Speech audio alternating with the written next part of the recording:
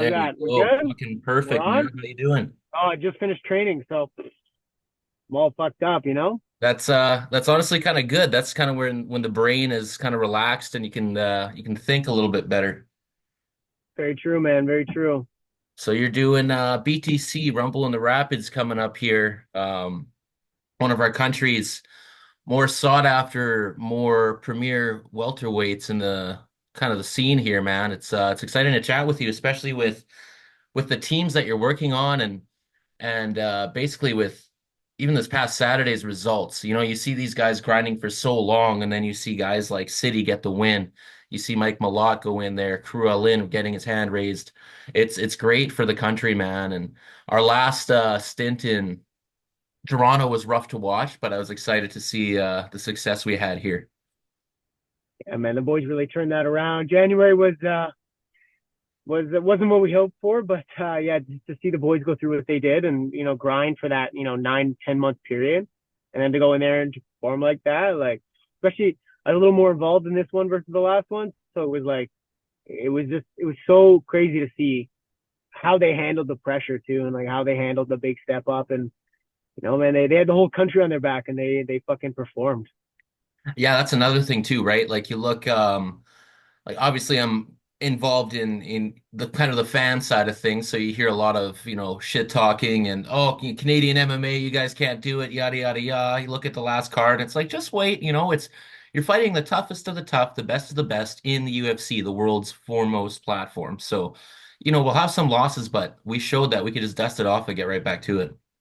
100%, man. That's the name of the game, right? Like you said, highest level, and like even those fights, like in January we might not have got the dubs, but Surrey City, he won that fight arguably. Obviously, I get it was a close fight, but to take that and say that he didn't perform would be wrong, because he Hmm. did perform. He fought very well. Same with Malat. He dominated the man who has the most welterweight wins in UFC history, and Hmm. dominated 14 minutes, and got caught up in the last minute. But still, man, like there's obviously they went back and did the work, but shit, bro, like they're capable, that's for sure. Yeah, it's the name of the game, man. Especially like you said too, Neil Magny. I was actually in Toronto and I met Mike there at the hotel they were staying at, and Neil was right across. And I went up to Neil as well, and I'm like, hey man, like I want to thank you as well for coming out here because you're giving our guy a chance to shine against someone like yourself who is so accoladed, who is such a veteran, yet not just a gatekeeper, a tough veteran that can still go on, as he showed us because he's fighting young guys and he's still getting wins. So, and that's what makes the sport so exciting, man. I wanted to ask you actually about in this world right now, it's so kind of hyper click, hyper activity because of TikTok and Instagram and all that. Do you guys do you kind of like are you trying to like maybe like when you push yourselves as a brand, right? Because you're all a brand per se as well as the athlete. Does that affect you guys whatsoever, or do you just perform and you put out what you put out? Because I know some folks are really going all in on like the streaming, the this and that, and it seems like it takes away from the actual focus of the sport. I think it totally does, man. We're in a different age, like you said, of technology and Instagram, TikTok. It's like if you're not a fighter on Instagram, you're not a fighter, Yeah. right? And even like if you want to be just like it was 10 years ago, where nobody cared if you had social media, you could still make it to the UFC if you were a good fighter. Now if you don't have a platform, like good luck, man. It's gonna be hard. And like I struggle with that myself. Like I hate using Instagram. I struggle with pushing my brand, and that's not something that I think very many fighters naturally do well. And that could be the difference between whether you get a big contract or whether you stay in the regional scene. Mm. Yeah, that is a good point. Yeah, because I've spoken with guys from the UFC to one championship to WBC title holders, and it makes it so much more enticing when okay, hey, he's speaking with so and so. Here's their profile. I can click on them, check their record, check their highlights. Okay, I'm interested. And you kind of Yeah, get a quick story for that athlete. Then there's been guys that I speak with, and they literally have zero posts, not no posts. They'll have maybe six, seven, eight, 10 fights, but nothing. And it's as like you said, for a large scale promotion, they want to be able to see right the fuck away. Because if they got to do some digging, then you're going to go to the back of the list. 100%. You're right, man. Yeah, and that's the scary part, right? Like it's not just about how good you are as a fighter. Yeah. They want people to watch the UFC, and especially they want people to watch the UFC that wouldn't have previously.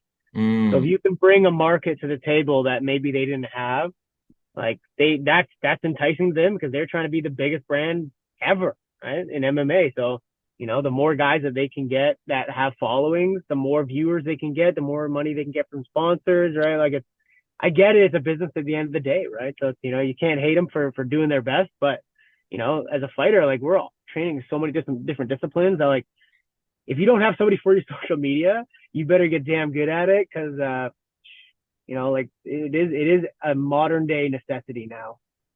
It's yeah, I want to go back to exactly one thing you said there. You could be an incredible fighter, but if you don't have socials, you might as well not even be trying, which is fucking crazy. It's bananas.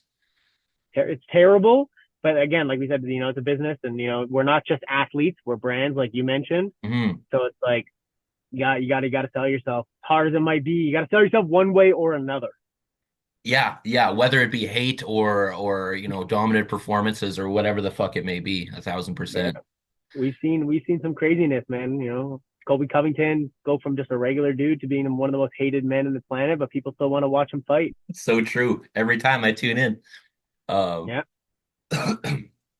yeah, really, like, because there's so much more opportunity now. We have Dana White's Contender Series, right? And then there's also One Championship is really growing. It's really blowing up. I feel like it's just starting on the North American side to kind of put its claws into the market here. I know it's already massive and it's been going on for a long time, but the market up here, Canada, we're like so far behind it feels even on our amateur circuits on our shows that we have great shows. Unified is yeah, incredible. BFL, BTC, FLA, even Thick Boy Promotions, like all these MMA promotions are you go back and you see the guys are fighting on them, so it does give a platform, but we need more athletes. We need to keep it to Canada. I'm so tired of seeing guys having to go fly out to the US or Thailand to get fights. 100%, man. You're right, and I think a lot of that comes down to we have a decent amount of shows, but like compared to the States, we have nothing. But I think we have just as much talent here. Like, I think the biggest thing, not even just like for myself, but like a lot of guys in my gym, the hardest thing we have is getting fights because fighting in Ontario is where we live. We want to create a fan base, but getting the medicals done to bring somebody in is a nightmare. Like, half Americans don't have passports. The ones that do don't want to pay to get an MRI, a CTE, or sorry, CT scan. They don't want to get, an ECG and EEG. Like it's crazy how much shit you have to do to just be licensed for one fight in Ontario. Dude, And that's pushing us away. That's what's like, I hate fighting in Ontario because I got to literally spend 3 to 4 months getting my medicals together. it's funny. I'll go right into this because I'm kind of mediating between some parties here, but fuck it. So I'm working with the WBC Muay Thai, the One Championship. We're moving. Muay Thai World Cup is coming to Ontario. Actually, putting on our first pro show in Ontario, Muay Thai, Oh, on November 22nd at Oneida Community Center. Incredible. There's 6 WBC title matches, 8-man One Championship tournament right in Ontario. Bananas. that's good, man. How do you manage to get by that as a commission? So obviously commissions are horrible and just gatekeeping, and they want to keep you guys to themselves. They want to, here I have my whole stable. I can put on this many shows. I know they're not going to travel and get injured, so I'm going to fucking make it difficult for anyone else to put on a show. Not if you're on treaty land, not if you're on First Nations land. Yeah. So when you're going that route, they can even build their own combat sports commission off of the treaty. So Oneida Combat Treaty, basically, something like that.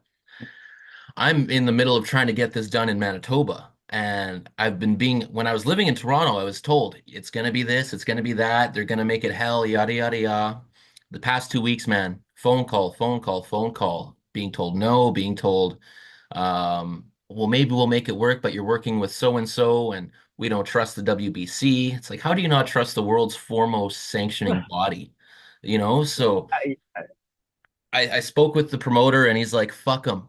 do it on treaty land. So we're pushing for that now. But that's why I wanted to bring it up to you because as an athlete, you know how fucking difficult that is.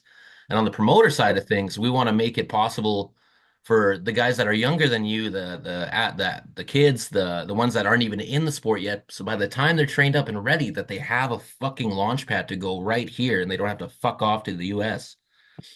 Yeah, man. I literally didn't. I couldn't even when I first started training, I couldn't find fights because it was illegal in Ontario to compete as an amateur. And I'm like, how am I supposed to fight? Like, how am I supposed to get better? I gotta spend all this money that I don't have because I'm 18 years old in school and I'm training full time. Like, where am I gonna go and get a fight? You know, like I want to fight in my hometown because I gotta go over the states, go to Buffalo and fight every time. And you know, nobody cares about me there. Like Yeah, they're giving me the worst matchups possible. yeah. And obviously you're just taking them because you got to take what you can. But like honestly, man, I don't know. Like you said about the commission and gatekeepers, it's I probably shouldn't share this, but I mean they have threatened to revoke my pro license because of I've attended they call it unsanctioned events on native land or like I coach as well at combat clinic and we have guys competing and I go there, they compete. These guys are just amateur rec athletes and like it's crazy, man. I posted a photo with one of them and they're like, if we find out you're going to another event, we're gonna revoke your license this year. And I was like, you're joking, right? Like we called their bluff and they didn't, but like that could have gone really. The fact that they tried to have that control is just so embarrassing. It's yeah, they'll do that to the coach, they'll do that to the venue, the promoter Yeah, as well, and even as far as the doctors, you know, we'll get your medical license removed, that kind of thing. And it reminds me of, you know, fucking modern day Nazi Germany on the side of combat sports when you're trying to build the sport and dude, like I'll be honest, I just got into this whole field last March. So a year and a bit, so about 18 months, maybe 20 months, something like that. Completely new to the scene.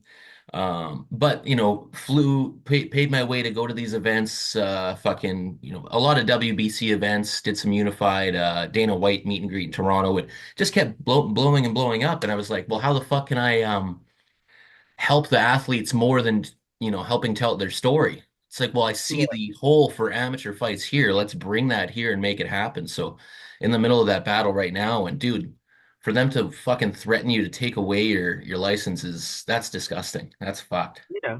How I make a living is coaching, you know? Like what you're gonna like you already don't pay me very much to fight as it is. Like I'm just Yeah. trying to make a living here. And you Jeez. know, like a lot of these fights are run better than some of the sanctioned events in run by the commission. It's like That's, they're more smoothly run, which you know you don't always expect, but like well, you know, like sometimes when you don't have somebody breathing down your throat, you can run a better event. that's the main thing right there. I was just gonna say, I've been to both the sanctioned and unsanctioned. Yeah. We can call it, but um promoter comes right up to me. I'm ringside filming. It was co-main event. I'm ringside, shit's splattering. Promoter comes right up to me. And I'm thinking, oh fuck, I'm standing in the wrong place or I'm doing something wrong. And he pokes me in the belly and he's like, you having fun?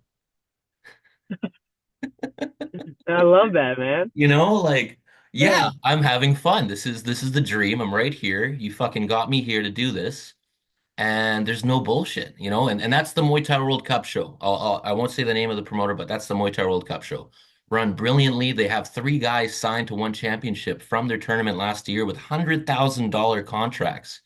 So how are you trying to push that? You know, it makes no sense. But It really doesn't, man. And I hope for your sake and all of our sakes and like the future of Canadian martial arts, because like that's huge, man. Like if you can run events like that, that's gonna make people stay here mm, instead of like I know people that have to move to train. Like most of my training partners leave me half the time because they can afford to go and travel elsewhere. And I'm like, well, you know, like fuck, yeah, yeah, like they fuck. can travel to train, and it's like, well, I get it. You know, it's cold as shit here, but you know, like we gotta build up Canada at the same time so that we can, you know, have the next breed of fighters just be savages because we have the potential here. Hands down, hands down. Look at Tony Laramie, just went to fucking Japan for Ryzen. You know, Yeah, like and that's the thing, going back to what we just said. If he's not going to get it here, we'll fucking find a way to do it, whether it being on the other side of the planet. Like we have killers that are willing to put on a show. 100%, man. Yeah, that's a crazy contract that Tony got out there. I'm so happy for him, bro. He's a savage. Bananas. I was so hyped when I saw that too, man, because I know he's been fucking working. And you know how this is. You keep tagging, you keep saying, Dana, give me the call. UFC, give me the call, give me the call, give me the call. And then you get a platform like Ryzen. It's like you can go become champion and fight your debut from UFC from doing that. So hats off to him. Oh yeah. And you're making a living being able to fight out there, and you're traveling, like it's cool shit. Risen is like it's a dream promotion, man. Like that's if that's not on par with UFC, I don't know what is. Yeah, 100%, man, 100%.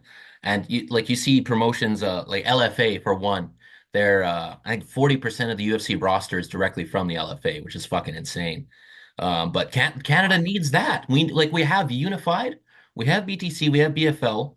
I know Unified is kind of the main one for UFC, hence the Dana White looking for a fight. But and I know they're ramping up their shows too, doing two shows in one night. So we're just cracking that surface, it feels like. And I know the promoter of Unified has kind of the same issues sometimes with some of these commissions to put on these shows. I know he's finally breaking down that wall. So yeah, man, it's fucked if you look at it from an outs like if you're just a fan and you're like, oh, what's up with our Canadian fighters? How come they have such low records or yada yada yada? And if you don't know the hemisphere, the layout of how a fight even happens, then you're so far out of the loop, it's not even worth talking about. Yeah, man. If you can make it to a fight, you've already won 95% of the battle. Hmm. It's like trying to lock it down, trying to get somebody to come here, trying to like get somebody to be healthy to come here. It's like the amount of fights I've had fall through is just I've had probably 20 to 25 fight camps as a pro, and I've fought 7 times. Yeah, yeah, Yeah.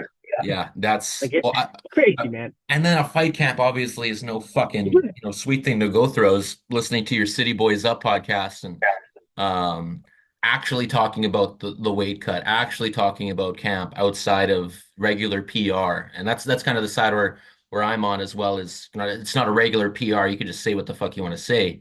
Um it's that's why I've kind of dove into this field of things because you guys go through so much unseen fucking work and effort to make that walk. For sure, man. 100%. Like you said, it's a lot of people want to be like, oh, I had the greatest camp ever. And it's like sometimes you got to get in the nitty gritty of it. And it's like half the camps we have are shit, but we can't say that because the commission's going to pull our fight. Yeah, yeah, exactly. That's the thing, right? Everything has to be, oh, I was healthy the whole time, no problems. Yeah, fuck. Yep. I had that happen in my last fight when I fought in June for BTC. I had like the worst camp I've ever had in my life. Hmm. I had like multiple staph infections. I had a nerve issue. Like I was fucked up. I trained for like, yeah, in my face. And Yeah, I was fucked up for like close to a month. And I only found out about that fight 4.5 weeks in advance. And like, I was like, I didn't train at all. And I was going down a weight class because it was the only way I could get a fight. that's 165, right? Yeah, But I yeah. cut a stupid amount of weight for that because I couldn't exercise because I was bedridden half the time. And like, fuck, man, but it's one of those things like, well, if I have a fight offered, I have to do everything in my power to take it because who knows when the next one will roll around. Yeah, and who knows which eyes are on that? Because now all it takes is Dana opening his phone, watching a knockout, and going, "I want him." Yeah, it's all it takes, but it's the sport can change in a flash. It's Like it's fucked. it's crazy. Yeah, Yeah, you can go from being on the regional scene to being signed to the UFC in, 2.2 seconds. yeah. Literally. I was gonna say overnight, but literally two Yeah. fucking seconds of him seeing the Yeah. swing, and that's all it takes. Look at the guy at the press conference, 9-0, and just asked for a contract. Yeah, like that's wild, man. He went up to that stage before he went there. He was a nobody, and now he's in the UFC. Right? It's fucked, man. It's fucked. It's crazy. I love that though. That's half the reason why I love the sport. It makes it the most exciting sport on the planet because it's so fucking different than, playing fucking high school football to college ball to getting signed and drafted, or, in the NHL where you're on a farm team and they're really making you, that next guy. Same thing with baseball, yada, yada, yada. You could have the grimiest basement gym with a legendary coach that's 50, 55, 60 years old. The guy's fucking taking a bus from gym to gym, fucking, and you get these killers out of nowhere, and it's literally like a Rocky movie. It's incredible, dude. And then when you get to know these guys too, and you watch their path from amateur regional scene to making that walk for a contender series or making their first UFC debut, City getting its first UFC win, it makes it so much sweeter, so much. So much better, man. There's no blueprint for this. No. There's no blueprint. Hockey, you get drafted. You play in the OHL, you get drafted from the OHL. Like there's so few avenues to go to the NHL. Like, in the UFC, you can fucking do nothing until you're 25 and then somehow find your way into the sport. Look at Khalil Rountree. He was, like 300 and something pounds. And then now he just fought for the UFC world title. And that was like not that long ago, man. Like It, it's crazy. yeah, it's fairy tale shit, man, 1,000%. Yeah. Um, because I've seen you've done work at Aegis, you've done work at Niagara. Do you work with any other gyms as well, or? So I train between Niagara Top Team and Aegis. Yeah, yeah. Yeah, and then I coach at Combat Clinic Okay. MMA, which is it's more of a rec athlete gym. I'm there with Scott Hudson. You probably recognize him. He hasn't fought in a little. He just retired actually officially. I saw that post actually. Yeah, yeah. Yeah, but yeah, so we're running classes out of there, and yeah, man, I pretty much just split my time driving from gym to gym to gym. That's my That's life. that's the dream though. That's building it right now too, especially like it like BTC, thank God that they're doing something down there in Burlington. Like it's so nice that you guys have that show, the 26th show now that they're putting on, and the guys that come out of there too, and the fights that happen there, man. It's not no willy-dilly shit, like you're getting some nice finishes. That you got some hands in there, like it's good, man. It's nice. Oh yeah, man, these cards are no joke, right? You go down to some random show in the States and they're going to have guys who are like, you're going to have a 10-0 guy fighting a guy who's 5-50. Yeah, yeah, The commission doesn't approve that here. If you're not fighting somebody decent, like I've had fights pulled from me because they're like, no, it's unfair. And yeah, it's like, yeah. whether that's good or bad, I don't think the commission should be sticking their nose where it doesn't belong. But also, it does create better matchups and better cards.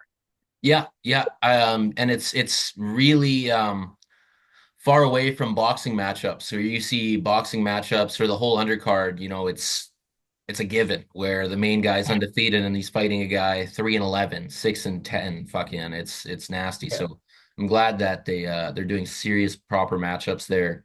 And it makes it, and again for you guys too, you don't have that I'm sure, a win's a win, but you want to taste that win. You want it to have some meaning and some feel. And that next one, like you said too, that next one could be it too. So if you're fighting real guys and you put on that performance, that just stamps it even more that you're ready for the next stage. Yeah, 100%, man. Yeah, like that's the thing with my last fight. I was like, I never fought a guy with a losing record before, and I'm like, fuck. I was like, I just got to beat this guy. I was like, it's almost worse when you're fighting somebody who's, you're expected to beat. I prefer up until that point, everyone I'd fought had almost double the experience that I'd had. So I'm like going in as the underdog. I don't know why I Yeah. always felt so good about it, Yeah. but when you go as the favorite, it doesn't feel quite as good. Yeah. You want that fire lit under your ass. And Yeah, uh, yeah. I know spite helps a lot as well when, people are saying that you're not going to get it done and this and that. So. It gets me going, that's for sure. I don't know why. Maybe I'm a little bit fucked up, but I'll take that. I love it, man. For this camp, who are your key training partners, key coaches? So my main training partner for this last, I'd say 3 weeks was helping Mike Malott prepare for that fight. Fuck yeah, amazing. Yeah, like we were doing 3 rounds straight every week for the last couple of weeks, and and he was on another wavelength. So like I was just the way that I looked at it, I was like, I can take so much of it, like I can learn from this. Yeah, So I do rounds with him, and obviously he's highly skilled. So I'm like, if I can go in there and work my stuff on him, and if something works, it'll work against anyone. yeah, 1,000%. That's a Right? good way to look at it. Yeah, because as much as you're helping him, you're helping yourself by being Oh in my there. God, Yeah, yeah. Yeah, don't get me wrong. Mike beat the shit out of me most of those rounds, but I learned a lot, man. I learned a lot. Just being around the team. Him and then like Aaron Jeffrey, obviously he's an 85er, yeah. but he loves to come down and beat the shit out of me as well. And Well, and He's he's one of the fucking top terrible. guys on the planet, fighting guys like Fabian, and being in line to fight Johnny Eblin, that kind of thing. Like you could look at him being one of the best middleweights on earth, being in that little pocket of the 185ers in Bellator PFL, I guess. Yeah, man. So like those are my two main training partners in terms of my sparring. I have one amateur here who's fighting. He was supposed to fight on Thick Boy, but unfortunately, opponent pulled out. Augie uh, Bozic. Okay. Like he's a great guy. He's 6'6" at 170. So he's a Ooh, big motherfucker. ooh. Um, yeah. So you know what, man? Like I got no easy rounds when I train. I No, go down yeah. to Zach Powell. Like Pow I just pow, fight. yeah. Yeah. Yeah. We get some of the East Coast guys as well from FLA that come out to Niagara top team as well. Like Cam Nelson, who's a stud. We got Pat Carroll comes down. Like man, like I do 5 rounds and I'm like, holy shit, these are, I'll do 3 with Mike, 1 with AJ, 1 with, one of the East Coast guys. I'm like, those are some hard rounds. I can't go anywhere to get these kind of rounds. That's good, man. That's good. And Yeah, that level needs to be in each province. It needs to be, hands down. We need to it have needs that. Yeah. yeah, and we got it. We got it here. I just came back from Arizona. We went to the MMA lab. That Nice. was great. It was fun, but like it's a little bit. I think the weight is for the smaller guys, right? They have a great bantamweight squad, like Hmm. phenomenal. But I think in terms of welterweights, they didn't have a huge roster of guys. I had a couple of great guys. I got to work with Drakkar Close. I got to work with Trayshawn Gore, Nice. which Nice. was fun. But like when I'm down at NTT, like I didn't realize how many studs at 170, 185 are here, and so like it's great, man. That's good. Anyone listening to fucking get in contact, that's in that weight class as well, that is looking for that serious work. Head on down. So Oh this yeah, this next BTC show is in Niagara. it is. It is. It's in Niagara Falls. I'm excited. Fuck yeah, man. Do you just go there like the night before, or do you go there a few days early to just take it all in, or what's your method? I mean, like in Niagara, I fought there so many times, man. I fought there like 3 times now. Yeah. So like it feels like home. I'm gonna go there. I'll go there the night before. Yeah. I really don't have much weight to cut. We Yeah. got this at 55 just because this dude didn't want to cut the weight. And when I called him out, I did say I'd fight him at any weight. And so he called me out on that. So I had to take it. Good Like, on you, bro. come on, come Good on, on bro. you. You're a welterweight. He's like, yeah, I don't want to cut for it. I'm like, all right, we'll do it at 85. Okay, okay. All right. Not too bad then. Not too bad. That's Yeah. hilarious. So yeah, it is what it is. When you call somebody out, you got to be ready to stand behind it. And I was. So, now we're doing it. Chapman's a tough dude. I've seen him fight many times. He's been main event of the Unified. I got a lot of respect for him. The way that I view a man is, like he's just another step towards the next level. Yeah, I did a quick briefing, I guess, and just looking at, and again, when you're on my side, just looking at photos, just looking at highlights, just looking at records on paper, it doesn't really sound like anything else other than a stepping stone, really, honestly. Um, Yeah. yeah, I think he's gotten to the point where like he's that guy that, almost stereotypical. He's that tough guy. He'll take any fight against anyone at any point, whether he's in shape or not. And, he's won some and he's lost some. He beats the guys that, can't quite get to that next level and he loses to the guys that are champions, yeah. so it's he's not an easy fight by any means, but I think that I have more tools in the toolbox than he does. And I think that is where the fight will end up favoring me more than anything. Nice.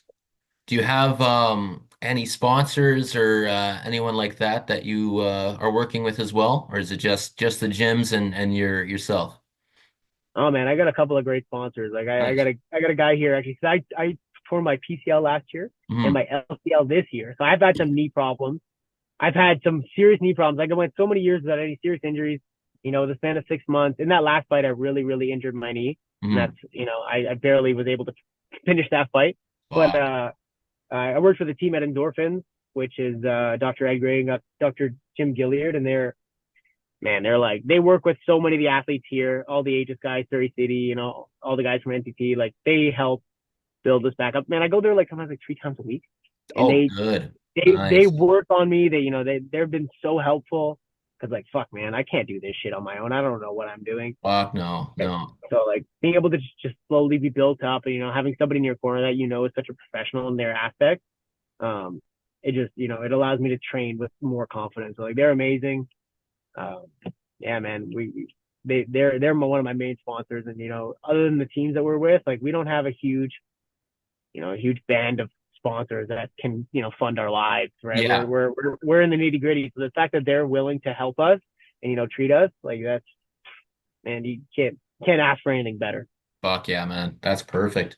Um, on the personal brand side of things, give me a shout after. I got something for you, free of charge for all the guys I do interviews with. It's a little promotional thing that we do. So we do like merch and fucking take care of your highlight videos and fucking post interview clips and all that shit. So give me a shout after and we could chat about that. It's something that we really pride ourselves on to really just push you guys so you can focus on the training, focus on the work, and not really have to worry about the Instagram side of things. So, I appreciate that, bro, because that's the stuff that we struggle with the most, especially me specifically. So I really do appreciate it. I gotcha, will be man. reaching out. I wouldn't be here without you guys training, man. I wouldn't be a fan of the sport without every single fucking co that's the thing I want to make very clear too. Like you wouldn't have people working on this side of the sport, fans of the sport, without fucking a parent taking their kid to a class, without a coach, taking that step to open up a gym, without, someone taking the leap of, okay, I'm going to be a fighter. That's what makes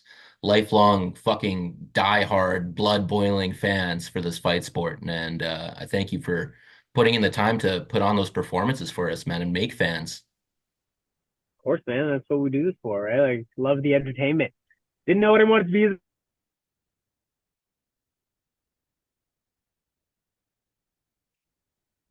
able to go out there and put on shows. It's Oh, it's amazing, sorry, man. Bobby. It cut out right when you said didn't know what I wanted to. Oh, I was just saying, I didn't know what I wanted to do as a kid. All I knew is I wanted to perform in some way or another. I love making people like scream. I love people making laugh. Like it just being able to go out there and just put on a spectacle is just so fun, man. It's something that I live for. So like, fuck, man, if there's any way I can do that, I'm gonna keep trying.